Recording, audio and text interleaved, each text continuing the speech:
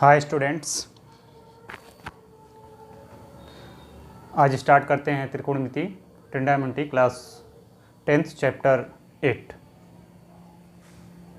Class 10th के लिए ये चैप्टर नया है, जिसका यूज हम विभिन्न प्रकार के कोणों और त्रिभुज के भुजाओं का माप ज्ञात करने के लिए किया जाता है। सिर्फ त्रिभुज का ही नहीं, त्रिभुज के शेप का, त्रिभुज के आकार का या एनी शेप जो एक त्रिभुज बनाता है उसका माप और कोण ज्ञात करने के लिए किया जा सकता है। जैसे लिखा हुआ है यहाँ पर ट्रिग्नोमेट्री, त्रिकोणमिति। ट्रिग्नो मीन्स होता है ट्रायंगल, त्रिभुज मेट्री माप, अर्थात इसका तात्पर्य ये हुआ कि त्रिभुज के तीनों भुजाओं का माप और उसका कोण ज्ञात करना।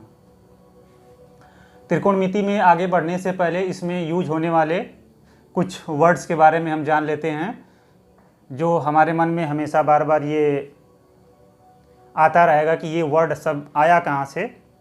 जैसे कि इसमें दिया हुआ है साइन, दिया हुआ है कॉस, दिया हुआ है टेन, दिया हुआ है। इस सब वर्ड का यूज 500 ईसा पूर्व आर्यभट्ट अपने पुस्तक आर्यभट्टम में जो है कि किए हुए हैं। आर्यभट्ट का काल है 476 to 550 एरा ईसा पूर्व। कोसाइन टेंजेंट को आर्यभट्ट कोटिज्जा कहते थे। कोसाइनस का यूज एडमंड गेंटर 1674 में किए थे। कॉस का यूज यहाँ पे लिखा हुआ कोसेन, कोसाइन यहाँ पे लिखा हुआ काइसन्स। इस सब का परिवर्तित रूप सबसे पहले इंग्लिश मैथमेटिशियन सर जॉन्स मोरे ने कॉस के रूप में किया था। ये सब ऐसे वर्ड हैं जिनका हम लोग यूज करेंगे त्रिकोणमिति में। तो अब आपको ऐसा नहीं होगा कि ये साइन, कॉस, टेन, कॉस सब कहाँ से आया। तो हम इससे आगे बढ़ते हैं।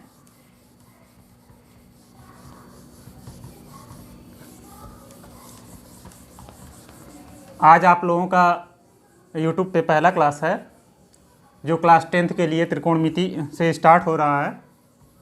आई होप आप लोगों को बहुत पसंद आएगा, और हम आप लोगों से ये निवेदन करते हैं कि इसमें जो त्रुटियां रहेंगी आप लोग हमें कमेंट्स में शेयर करेंगे और बताएंगे। पर्सनली आप हमारे A2 मैथमेटिक्स क्लास पर आप कमेंट्स कर सकते हैं।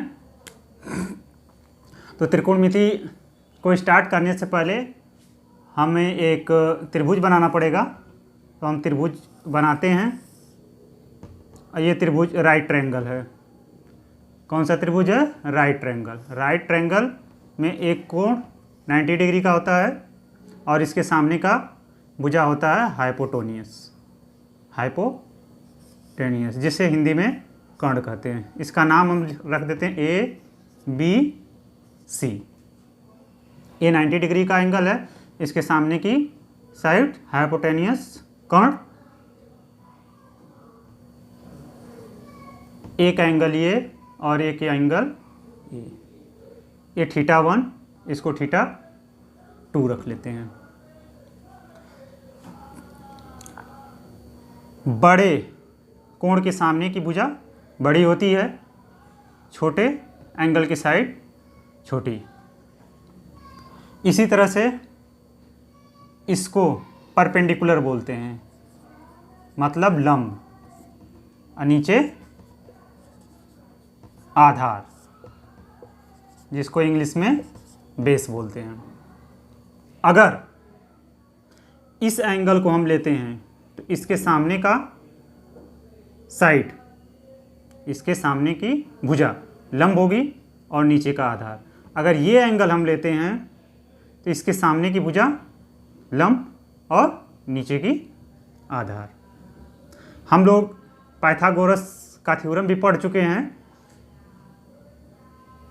कर्ण का स्क्वायर इक्वल टू लंब का स्क्वायर प्लस आधार का स्क्वायर। अर्थात कहने का तात्पर्य यह है कि कर्ण का स्क्वायर शेष दो भुजाओं के स्क्वायर के सम के बराबर होता है। आप लोग क्लास 8 में भी पढ़े हैं, 9th में भी पढ़े हैं, अब 10th में भी है। यहाँ से भी पाइथागोरस थ्योरम से भी अगर किसी दो साइड की भुजा हमें पता है तो तीसरी हम ज्ञात कर सकते हैं, वो दो साइड कोई भी हो। लेकिन यहाँ पर विशेष ये है कि हम लोग इसका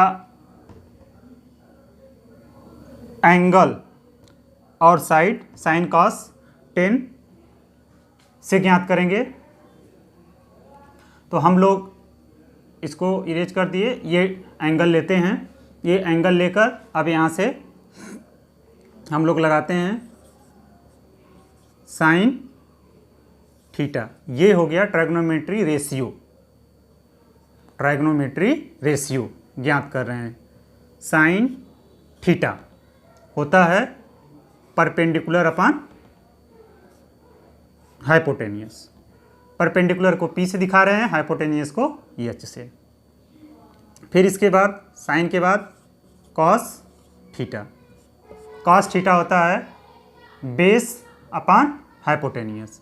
बेस को दिखा रहे हैं B से, हाइपोटेनियस को H से। अब टेन थीटा आप लोगों को ये याद करना पड़ेगा, क्योंकि आप लोगों के लिए नया चैप्टर है। तो आप लोगों को लग रहा होगा कि या अजीब कुछ फील हो रहा होगा। तो अगर आप लोग ये सब चीज़ें याद करते चलेंगे, बिना याद किए आगे आप लोग कोई क्वेश्चन कर नहीं पाएंगे। इसलिए आप लोग इसको याद करते चलिए। ये बहुत इम्पॉर्टेंट है। अगर आप लोग इसको याद कर लेंगे तो आप लोगों के लिए बहुत आगे क्वेश्चन सॉल्व करने में हेल्पफुल होगा। अब है tan theta. Tan theta, ten theta होता है perpendicular upon base. Perpendicular upon base. अब इसका यूनिवर्स कॉसेक होता है। मतलब ये P अपान H है तो ये हो जाएगा H अपान P, उल्टा। कॉस का उल्टा होता है सेक।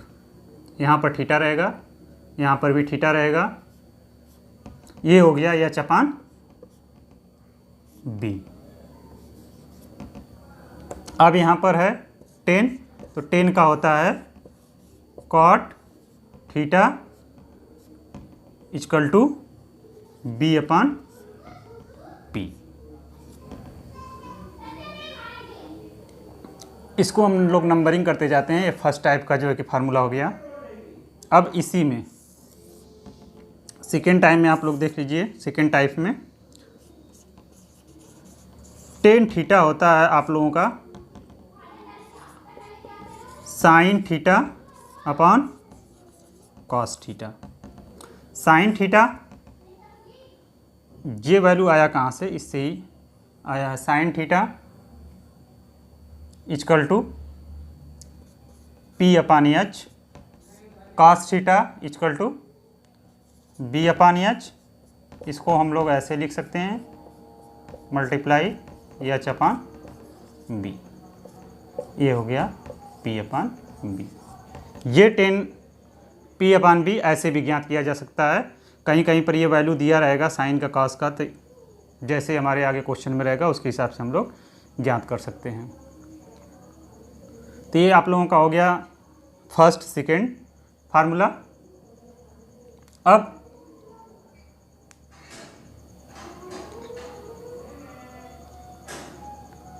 इसको आप लोग नोट कर लीजिए, फिर हम इरेज करते हैं इसको।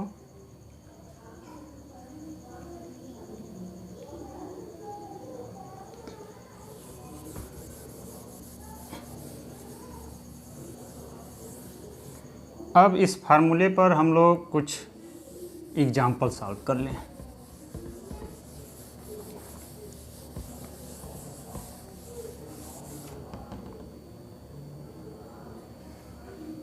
जैसे कि मान लीजिए बेस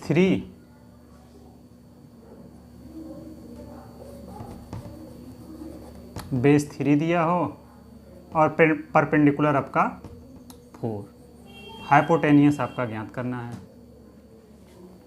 अब यहाँ पर हम लोग लगा सकते हैं साइन थीटा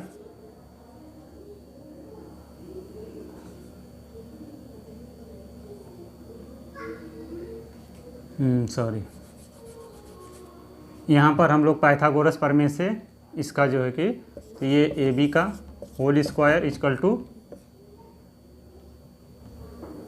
ए सी का whole square equal to A B का whole square plus B C का होल स्क्वायर। तो ए सी का होल स्क्वायर इक्वल टू 3 का होल स्क्वायर प्लस 4 का whole square equal to 9 plus 16 equal to 25। A C का whole square, A C equal to √25 equal to 5। ये तो Pythagoras प्रमेय से जो है कि हम लोग ज्ञात कर लिए कि ए सी का वैल्यू इतना आ गया। लेकिन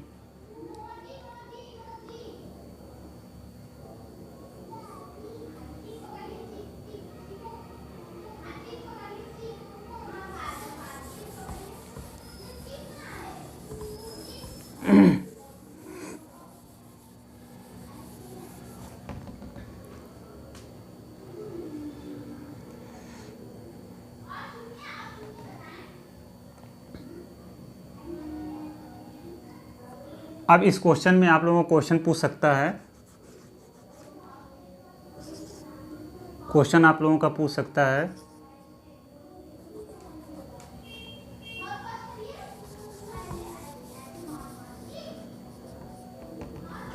क्वेश्चन क्या क्या पूछ सकता है, कह सकता है if sine theta equal to 3/4, if sin theta equal to 3/4 find value of cos theta and tan theta। अब sin थीटा इतना दे दिया हुआ है 3/4। हम जानते हैं sin थीटा इक्वल टू होता है परपेंडिकुलर अपॉन हाइपोटेन्यूस। ये हो गया आपका perpendicular sine theta equal to perpendicular upon hypotenuse, ये हो गया। तो ए बी का वैल्यू ज्ञात करने के लिए हम लोगों को पाइथागोरस थ्योरम लगाना पड़ेगा। तो यहाँ से पाइथागोरस थ्योरम लगाने के लिए हाइपोटेनियस का स्क्वायर इक्वल टू बेस का स्क्वायर यहाँ पे लिख लेंगे by Pythagoras theorem plus perpendicular का स्क्वायर। ये दिया हुआ है 4 का whole square equal to base आपका दिया हुआ नहीं है, बेस ज्ञात करना है, और ये दिया हुआ 3 का होल स्क्वायर। ये हो गया 16, बेस ज्ञात करना है, ये हो गया 9। इसको इधर ट्रांसफ़र कर लेंगे, ये हो गया बेस का स्क्वायर। तो यहाँ पर हो गया बेस इक्वल टू √7। तो ये आ गया √7। अब cos थीटा ज्ञात करना है, तो cos थीटा होता है बेस अपॉन हाइपोटेनियस। तो बेस इसका आ गया √7, हाइपोटेनियस आ गया 4। अब टेन थीटा अगर ज्ञात करना है तो टेन थीटा होता है परपेंडिकुलर अपॉन बेस। परपेंडिकुलर इसका दिया हुआ 3 और बेस दिया हुआ √7। इस तरह से हम ज्ञात करेंगे। किसी एक का अगर वैल्यू दिया हुआ अन्य किसी का भी कह रहा है तो इसी तरह से हम ज्ञात करेंगे। अब इससे साइन का दिया हुआ था 3/4, तो हमने कॉस का ज्ञात कर लिया, 10 का ज्ञात कर लिया। सिर्फ कॉस 10 का ही नहीं, बाकी अन्य जितने हैं उस सब का भी हम ज्ञात कर सकते हैं। हम बताते हैं आप लोगों को कैसे आगे ज्ञात होगा। ये तो आप लोगों का क्वेश्चन था। अब इसमें अन्य किसका ज्ञात होगा कैसे देखते हैं। जैसे कि साइन का ज्ञात हो गया, कॉस का ज्ञात हो गया, 10 का ज्ञात हो गया। अब कॉसेक का अगर ज्ञात करना है तो कॉसेक इसका उल्टा होता है तो 4/3। फिर इसके बाद सेक, सेक कॉस का उल्टा होता है, सेक कॉस का उल्टा होता है। तो कॉस होता है बेस अपन हाइपोटेनियस, तो इसका उल्टा होता है तो ये हो गया 4/√, हाइपोटेनियस अपन बेस। फिर इसके बाद कॉट,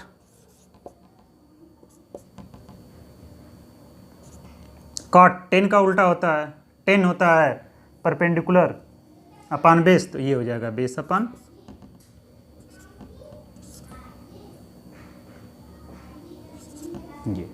ये आप लोगों का ज्ञात हो गया। तो आज आप लोगों को बस यही एक टॉपिक बताते हैं, इस पर आप लोग एक्सरसाइज करिएगा। फिर इसके बाद आप लोग इस वीडियो को लाइक, शेयर, सब्सक्राइब करना ना भूलें।